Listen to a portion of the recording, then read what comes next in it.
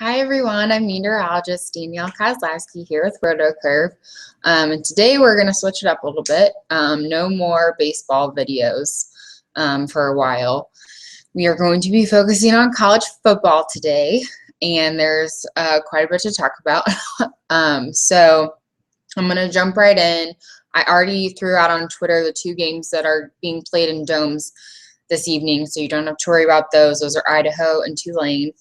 And then the three games I have also written down that will have no weather issues are the Minneapolis, Minnesota game, the San Jose State game, and the Vandy game in Nashville. Those three games, the weather is going to be perfect, calm winds, no interesting weather there, so that would be great.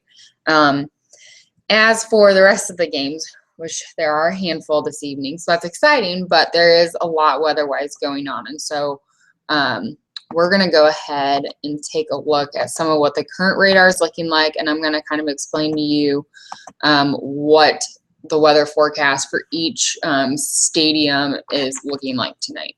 So the first portion of the country we're going to look at is Atlanta. This is for the Georgia Tech game.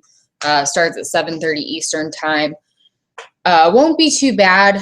They have a 30% chance of showers and storms, hopefully ending before 8 p.m. You can see this rather large cluster of thunderstorms kind of sitting over the Atlanta area right now and just to the north and west of there. Hopefully these will start to die down closer to sunset, and then, you know, we really won't have anything to worry about. Obviously for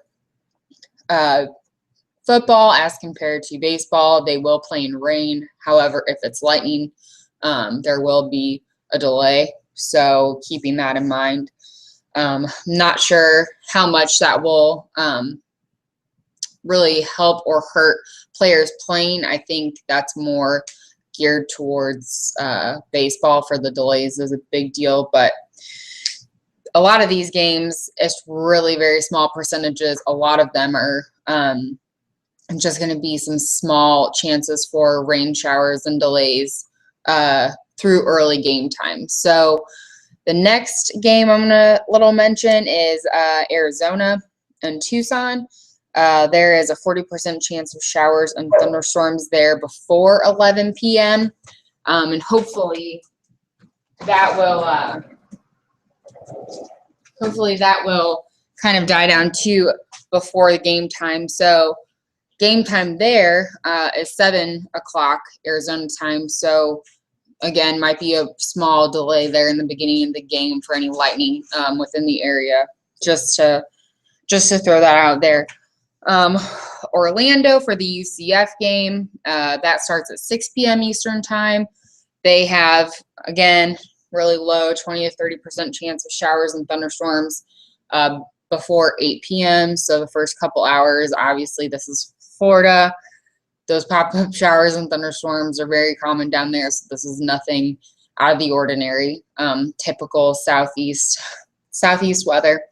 And then really the biggest one, Central Michigan, is kind of the kicker for tonight, and this is going to be interesting. This storm system we can see up here is currently pushing through out to the east of Michigan, and hopefully most of these storms will have cleared by the time game starts. Game time there is at 7 p.m. Eastern time, so we might see again a small delay for any lightning within the area. So really a lot of these games are going to be just if we're having lightning within a certain distance of the stadium, obviously for all the safety of the fans and the safety of the teams and the coaches and all that stuff. Really, that's the biggest issue. Ball State and Connecticut and Toledo, all pretty similar, very low chances, 30% chance, very scattered showers and thunderstorms. Those again are pretty much just like all the other games. It's not looking bad. Like Michigan is really just the one that we're really going to be focusing on, depending on how long it takes those storms to move out of the area. And then For the last couple, it's not storm related, but pretty strong winds at Utah, Utah State, and Reno. And so at Utah, we have winds out of the south at 20 to 25 miles per hour. Utah State, we have winds out of the south-southwest at 12 to 17 miles per hour. In Reno, we have winds out of the northwest at 15 to 20 miles per hour. And then also, I forgot to mention Fresno. They have a northwest wind out of 10 to 15 miles per hour, gusting sometimes up to 20 miles per hour. So those 4 games there are going to be big windy conditions, and I can throw those out on Twitter for those values for you guys, just so you can remember those. And I'm still kind of orienting myself with the direction of the stadium and how that will affect kickers and stuff like that.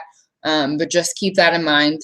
And then really everything else is just kind of waiting for those small, very low chances for showers and thunderstorms to kind of die down right at the beginning of a good portion of these games. So to repeat them again, we have Atlanta, Arizona, Orlando, Central Michigan, Toledo, Ball State, Connecticut, and that is it for those weather thunderstorm chances. And then the 4 windy games are Utah, Utah State, Fresno, and Reno. So definitely keep those in mind. They're going to be important for all the plays and stuff you want to make tonight. I didn't really show any predicted model radar because most of this stuff is going to be pretty low key. So for other stuff in the future, we'll kind of look if it's some huge storm system that's going to affect pretty much the entire game.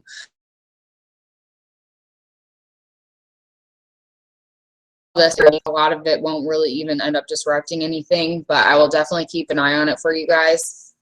And I have to throw out a little mention for Fantasy Draft because they are now, oh my goodness, they are now helping fund our videos. So this is really exciting. And I would just like to give a shout out to them and say thank you for sponsoring our weather videos. And whenever you guys can, and if you want to join Fantasy Draft, you can use this promo code, which is CURVE and then the $5, and I can tweet that out to you guys too. And this will help you receive $5 in your account whenever you join to start playing on Fantasy Draft. So again, thank you to them. I really appreciate it, and I'm looking forward to giving you guys more videos for the weather and college football, NFL, and still baseball for the end of the season. All right, good luck, everyone.